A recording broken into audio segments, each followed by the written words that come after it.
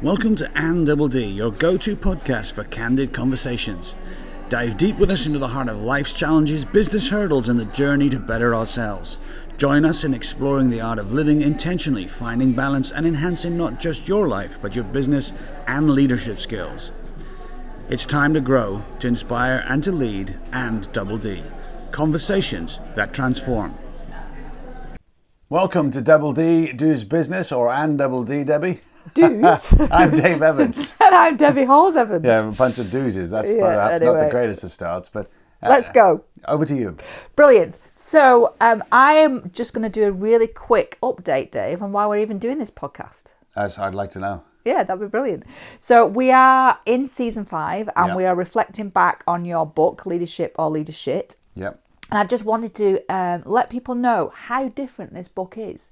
So very, very quickly, there is a speed read section. So if you're very your style, who loves a bit of Blinkist, and there's lots of other apps you can use as well, but you can speed read the book in 15 pages. We also use the methodology of smart brevity, so why, what, why. Yep. Really powerful, much more concise. We also give, and you give so many techniques and tools and all the things that you've created in our Go Deeper section. And we also get people to start to apply this, so the self-coaching element. So ACT, what am I going to apply, change, teach or transform? Just wanted to get that out there. Appreciate that, Debbie. I love your tone too. It's quite funny. Thanks. So this is all about chapter. Dave's just choking. You can tell that we don't actually edit this. This is all live as it goes. So this chapter, and I probably say this every time, but it is one of my favourites, is selfish or selfless. And I think in leadership and leadership, this is a really great one. So in your book, what you do in this particular chapter is you are really clear with some tangible actions, but you start to define what selfish leadership actually is in an individual basis around self-leadership. So talk to me about it. Well, which side, selfish or selfless? Well, I'd like you to explore both. Selfish is an invitation to a leader today to perhaps consider something new. I'm doing it. Are you doing it now? Right, it's to do something new. Anyone listening, Debbie likes to breathe in her drinks, so she's currently doing that live on air. The new invitation is this, right? Is you don't have to burn out, right? And selfish is taking care of your own resources. It's not taking care of your agenda. Yes. It's not taking care of your drive or the things that you want. It's about being selfish with your well-being, and not selfish in a way where you go, I'm not doing that because. Yeah. It's about realizing or recognizing moments when you need to rest, recognizing when you need to go further, recognizing when you need to do things when people around you are saying, no, don't go there, and they don't like it. That's being selfish. Get ready to do that. So there's something around the selflessness. We surrender, like you said, burn ourselves out. We sit in a place of stress or anxiety, mostly fear, I would say selfless comes from. Whereas selfishness is actually getting yourself to be at that best point. Yeah. So that you can help other people. So I think you define it in the book as lead others, but you've got to lead yourself first. Well, Self-leadership. I think in this century, leading yourself has become more important than ever before because it's expected of you. Right? It's not something that you get a choice in. From a generational perspective? Or? Just from a doing business perspective. Okay. I don't know many companies who don't, and many people in companies who don't talk about their people and talk about, genuinely, what their conduct is like and how they deal with themselves. Think of all of our clients around the world. It comes up all the time. So there's this expectation of people that you employ that the person doesn't always know about. So if that person doesn't know self-leadership is a thing, they're only ever going to disappoint you. So you've got to own it yourself. It's a bit of gold there, Dave. Is it? Yeah. Oh, I didn't realise. Gold. Yeah, but it's true, isn't it? So rather than say you shouldn't have expectations of people, which has been around for centuries, flip it on its head. Teach people that self-leadership, how you look after yourself, how you build your skills, how you bring those things together is an expectation in the workplace. It is part of working here. But why do you think... And then flip it to how can I help you? But why do you think we've got to this point where we have to be really clear about, selflessness is not going to benefit anybody? how have we got to that point? Because I think that's really important, right? Understanding why we've got that, people are literally putting their family lives second, or their abilities just to be a better person second. But I think you also have to remember the origins of selflessness, right? So it can be misleading. Mm-hmm. Selflessness is not what you're giving up or how you're sacrificing.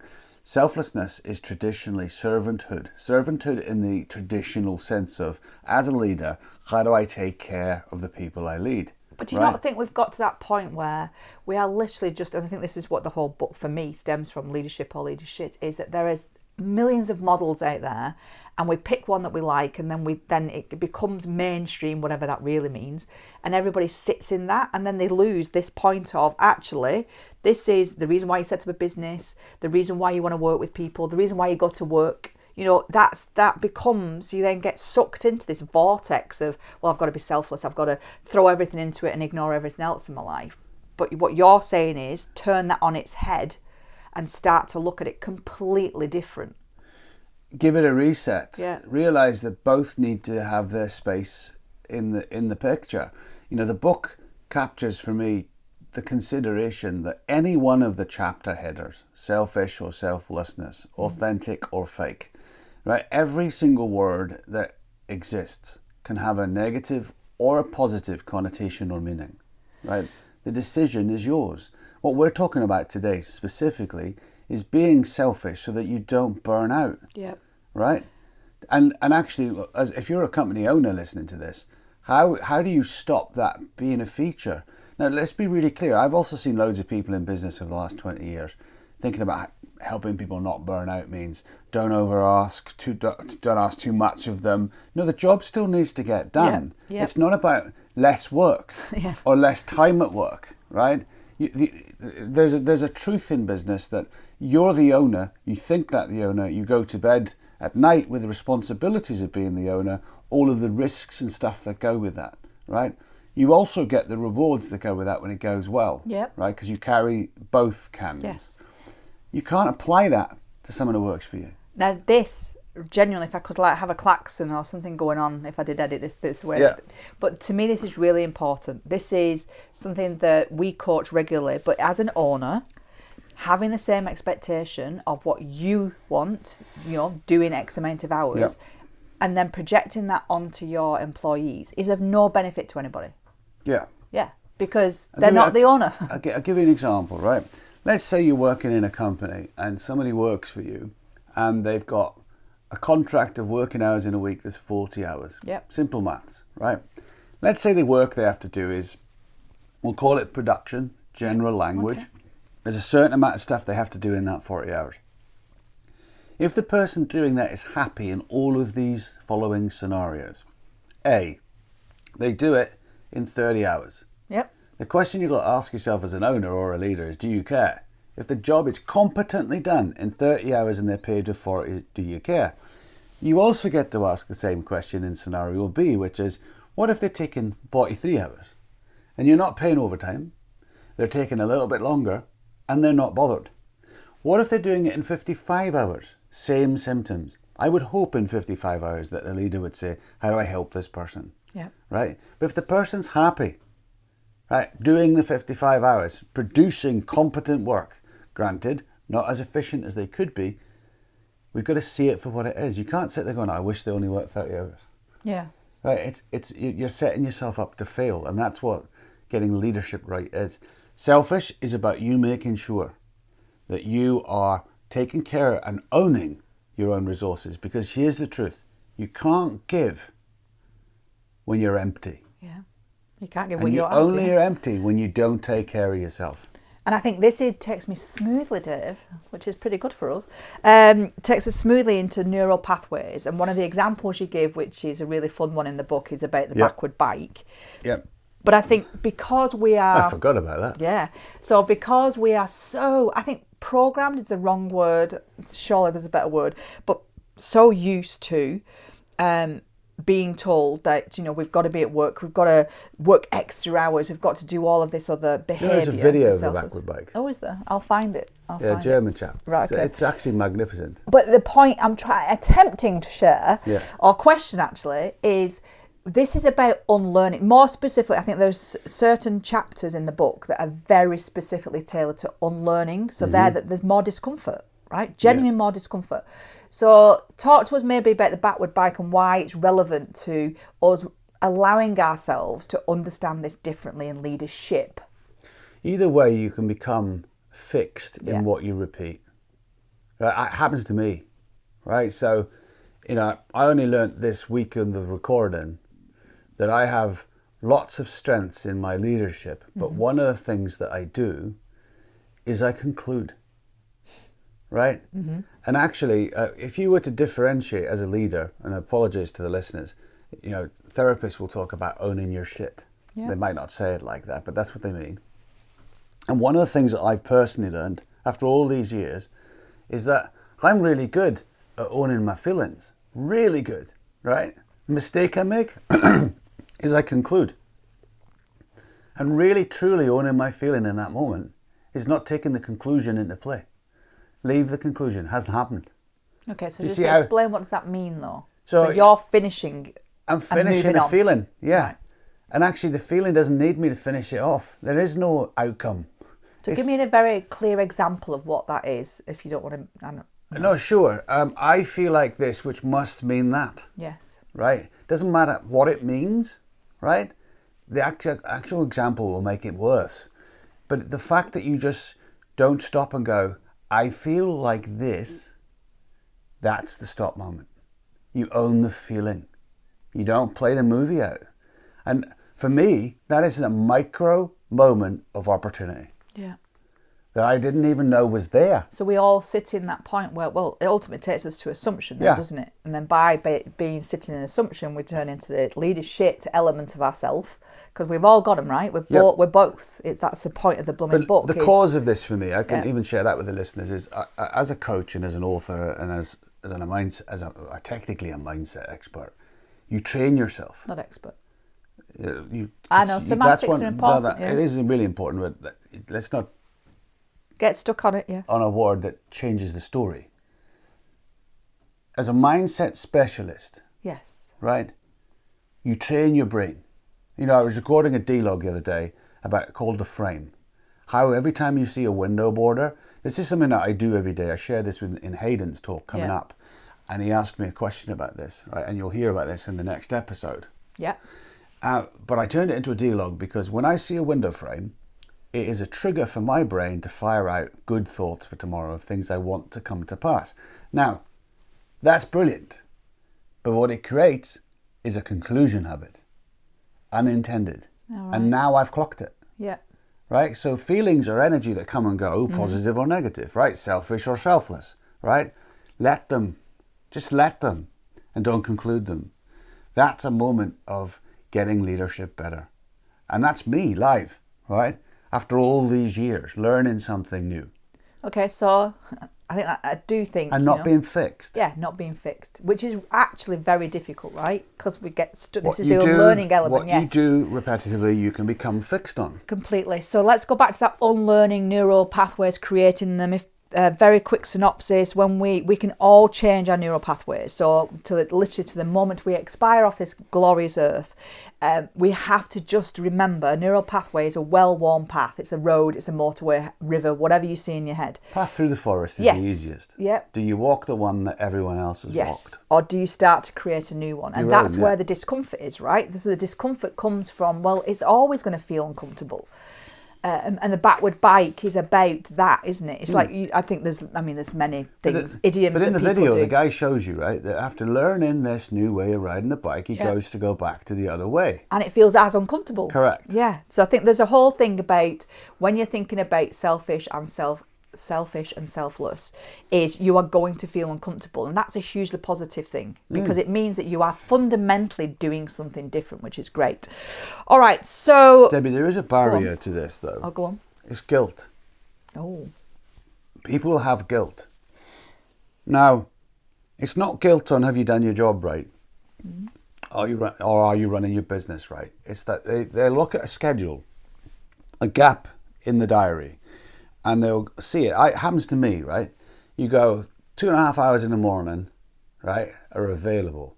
I see how much you have to do because you're the tech ops genius, right? So and your list is always full. And then I look at that and go, I want to do something for me, right? Which will usually involve habit stacking, cycling, training, listening to books, right? You know what I mean? Yeah. But it's for me.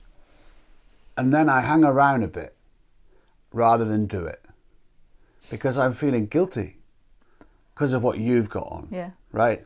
How many people in business feel guilty when there's a gap in their calendar? They go, right, and the mistake they make is they don't block the time. Yeah. And it's not about showing what you're using your time for. It's about going, right, I'm committing the diary to the thing I'm going to do to be selfish or even be selfless. You know, I know a lady who's a teacher who will go cycling at work, in school, to train for Ironmans because that's the time available regardless of what the school says. And there's an agreement between them and informally that's all right. But you just got to do it. But there's an agreement because that person's better in their work, in their role because of doing that. So everybody benefits, right? So but guilt gets in the way. Yeah, I do see that. That's a really good point. All right, so these are... considering that these are just us chatting, these are people experiencing what actually happens when we do chat. Yeah. So let's look at some of the techniques. So we have, I've said so many times, we have all of our techniques, which are our techniques. Yeah. You've created, you've built them, I make them into something tangible. That's how it works. So in this, there is a lot in this particular chapter. It's chock-a-block. Now, there is fuel gauges and there's also feedback. And we have a story. And I'm going to let you share your story today. Thank you. I know, which is very unusual. Which one would you like to focus on? Fuel gauges or feedback? Okay, it's hard, right? Brilliant. Yeah, okay, so there's... Let's not pretend. No. You know, people go around, you know the cliche? I bet anyone listening can go, yeah, feedback is a... gift. That's horseshit. Right? That's an American phrase. Yes. I thought of Brian Smith when I said that. Yeah.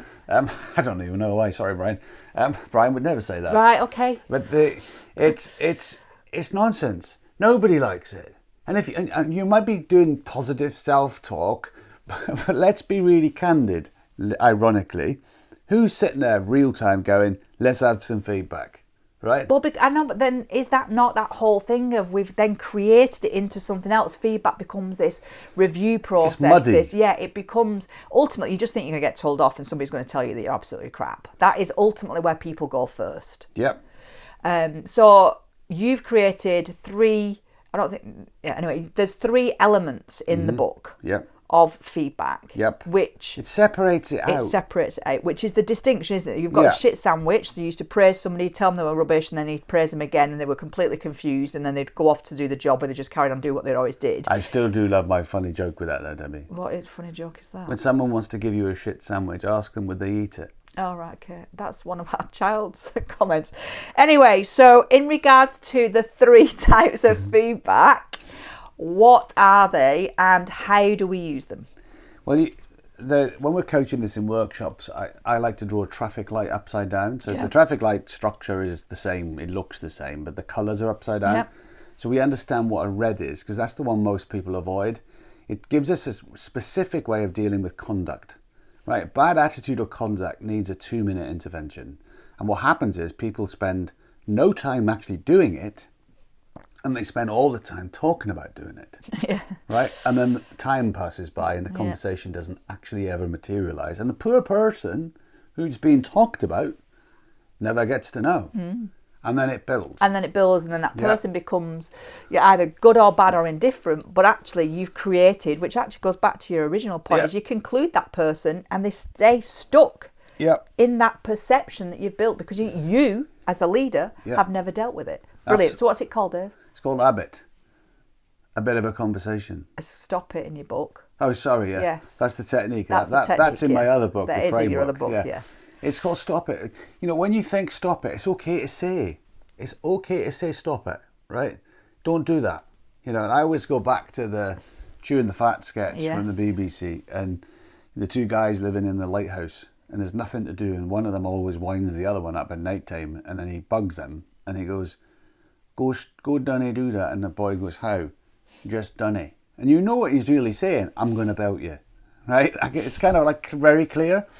So stop it is just letting people know what just don't do that. And we've got to be really clear about this. This is one thing. It's not a list of grievances that you've got about this individual. You are seeing and experiencing something, and I think the thing we didn't actually premise this with is you ask permission first. You ask permission, and there's a couple of caveats to this, because I've seen this happen. Excuse me, everybody. Let's say you're in the sales game. Yep. And you're selling to a client, and it's a manager and a salesperson. I actually watched in research years ago, in that situation, a salesperson get something wrong and the manager let them, right? Rather than shoulder to shoulder, fix the situation live, work together, close the sale. No sale was made, commission only environment, and the salesperson didn't earn any money. How open is that person going to be to feedback? Yeah. Zero, yeah. The manager in that case should have stepped in, leant on the shoulder and said, let's close this together. The business was there to be won. And they didn't. They thought the lesson was greater than the result. People learn better when they're winning. Yeah. Right? It's not always like that. Yeah. So at the same time, do it live, learn afterwards. And realise that sometimes you don't have time to practice. The practice is in the wrong moment. That was a bad time to practice, but the stop it is still the stop it. I also think, though, as we're specifically talking about leadership and leadership, is that also what can happen is that the leader then takes over completely, rather than standing side by side and helping, nudging and supporting and showing. But that's what happens. I think there's a crossover there. It can get lost. It's like there's many idioms, but I think it gets lost in, they then consume and take over. And actually, it's having the skill to be able to step back, look at the singular thing that needs help, help them, and then do your leadership, which is actually step back and let the other person be. There's no reason today to get these things wrong. So if you think about, I always think about people who work on computers and click as fast as a runner, right? And the younger generation coming through today who have been brought up with speed, apps and widgets. If you see them clicking tech software portals, they go like I've never seen it like it, click, click, click, click, click like this. But where you're showing somebody in that scenario where maybe you're the expert on what you've been learning or you know it, and then the other person doesn't, use things like Scribe or Loom, record videos, process trackers, make it easier so you don't have to keep repeating. You can say, just watch the video after this, and then check back, coach, cajole, support, etc. Okay, so let's go back to stop it. So stop it is in Conduct the moment. Or behaviour. In the moment, one singular thing, and then move on from that. So there's two more. Stretch. Yeah. Stretch is this is the amber light. This is the amber light. Stretch is a incremental thing that if you work on it will move everything forward. It isn't a small thing. It's usually, we often get lost with stretch as a list of stretches, and we forget to think what's the macro of those stretches, the single thing, and then work on the big thing. The big thing usually fixes the rest. And I think that's the difficulty, isn't it? Is that's normally the bigger conversation. Yep. So it's sometimes attitude, behaviour, mindset. It could lead into a personal conversation that you've got to bring and you've got to deal and nurture somebody. And I think that's why it gets avoided. Yeah. Yeah. And remember here, sometimes it's hard. So humans will start doing something and will fade off relatively swiftly, mostly unintended. Yep. Right? But when it becomes intended, you've got to call that out with a stop it. That's not okay. If your business stands for something and the person representing your brand doesn't do what your brand is, you've got to call that out there and then, because otherwise you're not what you say you are. And that's tough. And I also think stretch connects back, because that's the whole idea of the book and how it's laid, is that when you're in stretch and stop it, you are specifically asking and supporting somebody as a leader to build new neural pathways, because that's actually what we're asking, and we're going to support them to do that. And we've got to connect the two together. This is big stuff, right? If we want people to be the better version of themselves in doing their job, and doing it to the competency and role level that we expect as a leader, then we've got to also help these people, but we let people flounder. Yeah, and leadership, Debbie, relies on mental elasticity. It does, yes. Right. Now, if you I'm were glad you said that word. Yeah, if you were a musician and you had a stretch, the difficulty is you can hear it. It's really obvious to those that know. Yeah. Right? Well, I might not know. I might just think average is great. But for those that know, they'll hear it like a super sense. You can't avoid that because it's a sound. And leadership sometimes needs a sound. And what happens, because it's silent, the assumption is no one's checking, it's not really that important. It's more important than ever. Yeah. Stretch internally has to be the road to improvement.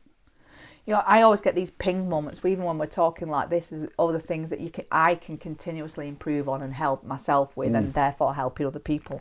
And my brain's just got into a little fire mode of things that actually I could have done better yesterday on reflection. So let's go to the one that is the green light.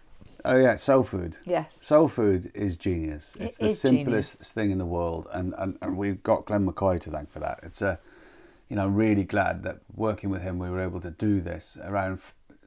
But I want to talk about the feeling behind it. The feeling of, if you imagine opening your favourite gift, or you're going out for your favourite meal in your favourite restaurant, that special moment. That's the feeling you elicit with soul food, which is why, again, you ask for permission. On all three of these, you ask for permission. But soul food uses its own navigation system, genuine, positive, and specific. GPS. That's right, soul food GPS, which means you can't just go, thank you for today. That's not soul food. That's manners, right? But it's taking a moment. I won't forget what happened recently on one of our podcast recordings for the next season, where we were at a conference in January meeting people in Dublin, and we didn't know anyone, and we decided the impact we were going to make is we were going to give soul food out to people who made an effort or did something different. Or impacted us. Or impacted us directly. And we got to do that and see people who don't even know what soul food is receiving it like the best thing in the world, because, and just for the listeners, we have soul food cards. So the card is nice on one side, and on the other side we write the soul food out. It's a postcard. It's a postcard size, which means we've written it genuine, positive, and specific. We sign it, and then we ask them, can we give it to them? And they say yes. Then I read it to them, and then I give it to them. So they get 3-time convincer by the time they read it of some really positive feedback. And it's on its own. It stands in isolation. And what we've discovered with this is that people keep their soul food cards. They do. And the example you gave was, we've even got a video where the person that we were joyfully able to get on the podcast actually has it next to their desk. Yeah. And this is not somebody who we work with, it's just somebody that we actually met. And the power of that is impactful. 2 things.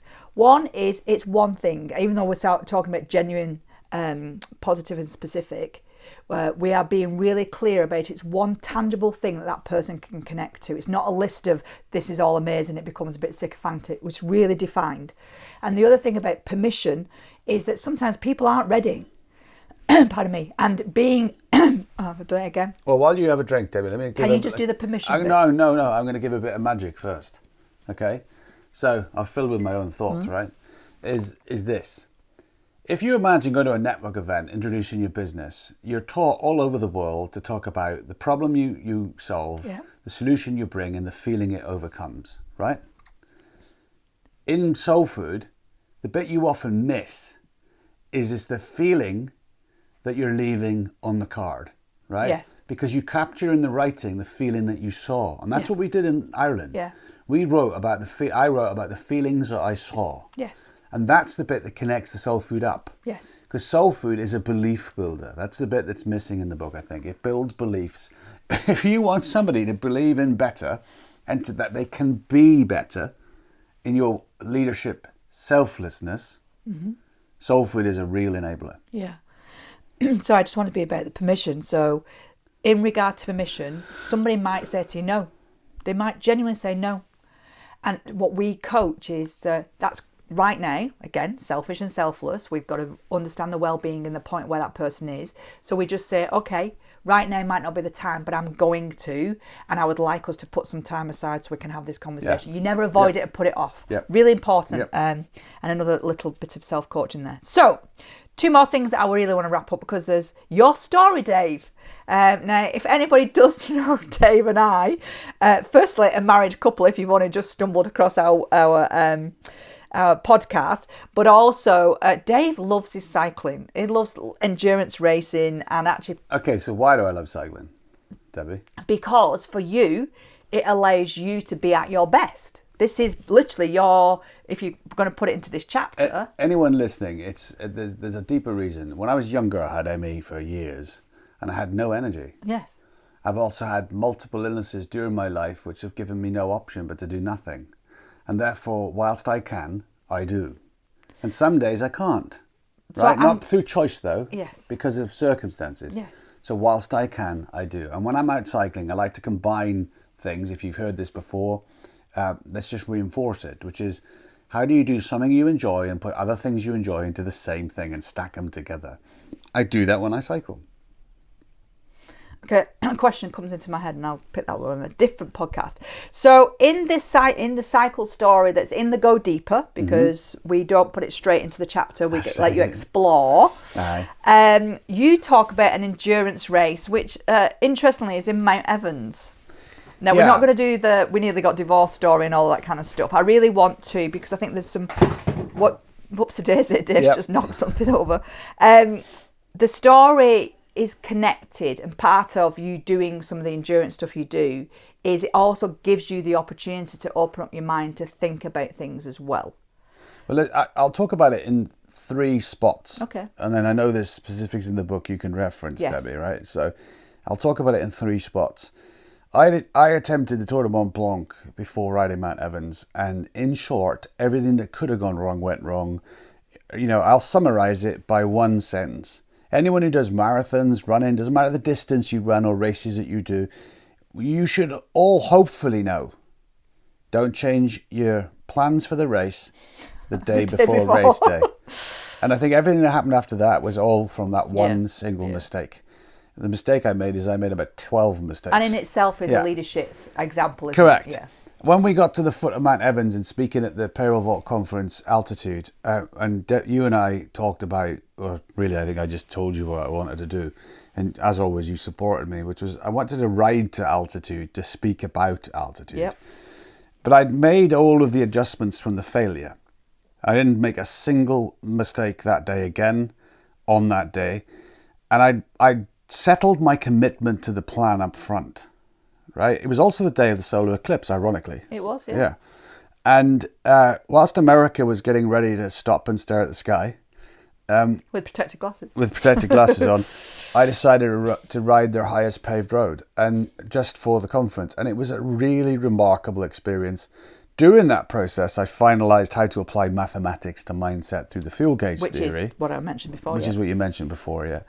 But I had this moment on Mount Evans that perhaps we don't really talk about, which is 5 miles from the summit at one of the lakes, I think it's Echo Lake if I remember, you pulled up because you'd had enough of the roads through a previous story, and you looked at me as if to say, I'm done. And I know you were done, but I didn't stop to check if that meant I should stop because you're done. I think I said something to you, and I'll see you in about an hour and a half or 2 hours. And I remember riding off past you going, almost, shit, I just said to my wife, I'll see you in 2 hours. Followed by, now I am on my own. There's 5 miles and 14,500 feet to get to. What have I just decided? But is that not a definition of 2 selfless moments? Selfless moment was for my own well-being. I had to get down that mountain. You did, it was not. And for you, it was the opposite. You had to finish what you'd started. So those are just really good examples. I'd made the decision. I was going. The plan was right. Even at that point, despite this analogy in this moment in time, I had everything I needed. Because you'd helped me. You know, I think about that ride that day because we didn't have any altitude climatization. It's not as extreme as it sounds, but if you don't live at altitude, you know that climb. It's an odd feeling. Yeah, that climb started at 7,500 feet and it goes up to 14,500 feet over 30 miles. And I'd been in town for a day, and we live at sea level compared to that, so it was really quite hard. But I'd done my research. I'd asked people for expert advice around what would you do, even those people that lived there who don't go up that high. So I was applying all of that. The car was full of everything I needed. The plans were set.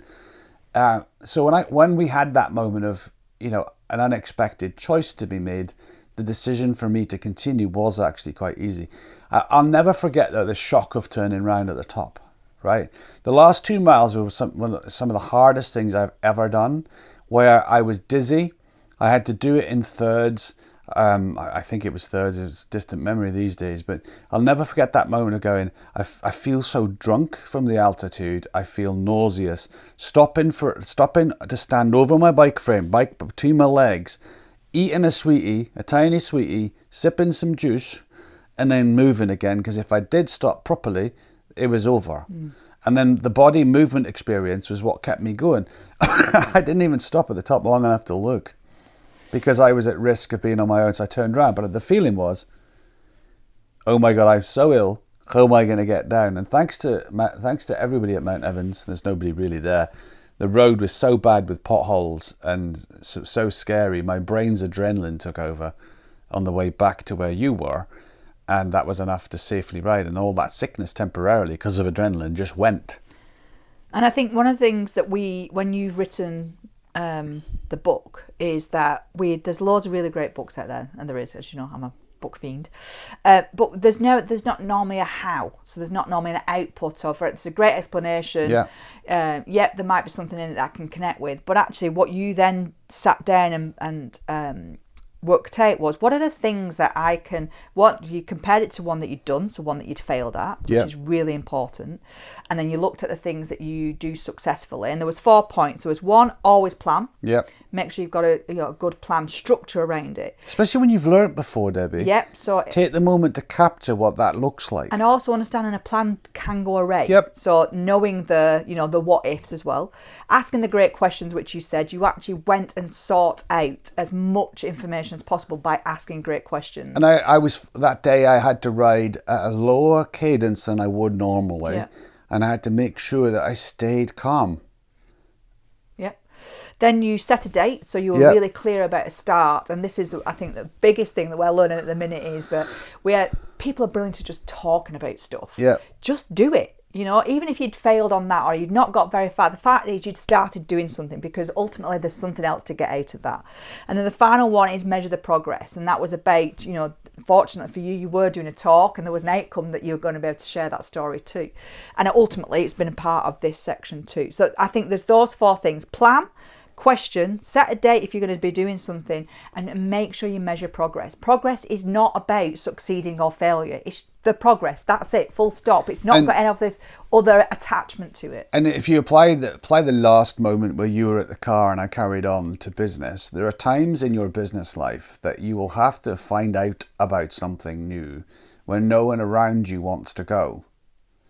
Yeah. That doesn't mean don't go. It also doesn't mean when you do go, you have to do it either. But the only way you find out is to go and find out. And do you know what's really interesting? In my head, I literally saw 2 feet, one in the stamp of selflessness and one in the 100% selfish, because that's actually how you're making that decision from that point. There were 2 people I must acknowledge who helped me with the preparation. Jessica Martin from Payroll Vault Marketing and Payroll Vault, who spends all her time walking up there. Okay. And then the other one was Sean, who helped me a lot with his time of training in those spaces. Okay, so that's great. So now as we're wrapping up the podcast, we always, and I think this is really important, ask you to do some self-coaching, some reflection on, we have clearly stated throughout this, we all have examples of leadership and leadership. Yep. So one of the things that we do is we talk about at the end of each chapter is just to do some self-assessment and check, right, what am I doing right now that's leadership or leadership? And I wanted to just be really clear, because there were some really fundamental things that you put in there. So you talk about having your 8 of 8 list. And I know if people didn't know, we do a monthly subscription called And Coaching. And in there we do 3-minute D-logs. And one of those is Dave explaining what his 8 of 8 is. We've talked about fuel gauges. If you want to learn about that, we're going to do that in a different chapter. But you can also just contact us and let us know.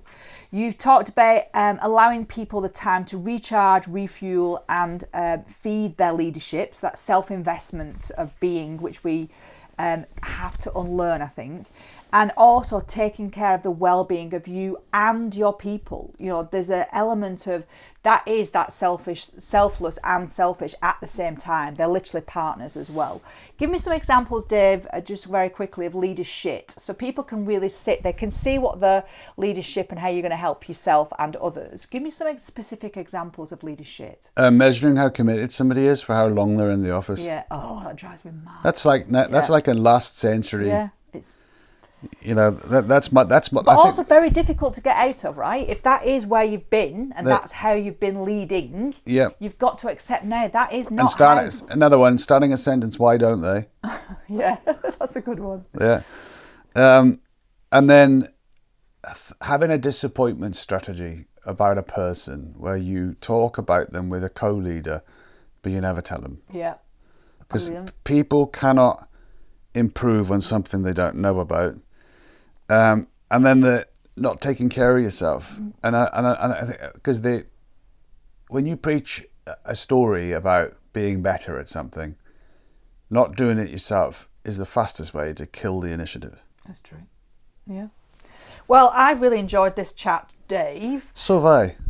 And also, can I please note, this is irrelevant to anybody else other than me and Davies. I actually didn't lose or get annoyed at you right at the beginning, which I normally do. You didn't, absolutely not. See, this is about me being more selfish and getting myself in the right space. So thank you very much, Dave. We do have an up-and-coming guest on the next episode, so stay tuned.